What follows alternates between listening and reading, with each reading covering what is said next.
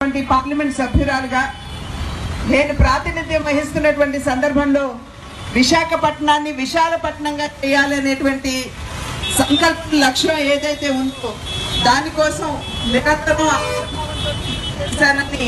మీ అందరికీ కూడా తెలియజేసుకుంటున్నాను. అదేవిధంగా ఈ పర్యాయం కూడా నాకు మళ్ళీ అవకాశాన్ని మీ ఓట్ల రూపంలో నాకు ఇచ్చినట్లయితే, మీ ఆశీర్వాదాలు కనుక నాకు ఇచ్చినట్లయితే, అదే విధంగా ఏ రకంగా 2014 వరకు కూడా నేను పనిచేశాను 9 నుండి, అదే విధంగా మీ అందరికీ కూడా మళ్ళీ నేను పనిచేస్తానని చెప్పి నేను తెలియజేసుకుంటున్నాను. మనందరి ఆశా కళ విశాఖపట్నాన్ని విశ్వపట్నంగా చూడాలి అని.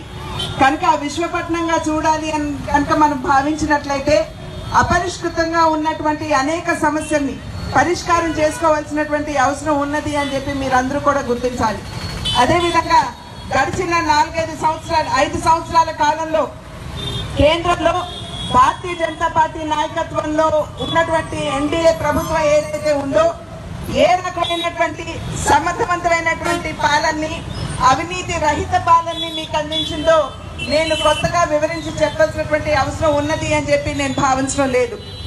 ఇవాళ ఎవరు కూడా వేలెత్తి చూపుతూ ఈ అవినీతి జరిగింది అని చెప్పి ఎవరు కూడా గట్టిగా చెప్పలేనటువంటి పరిస్థితి.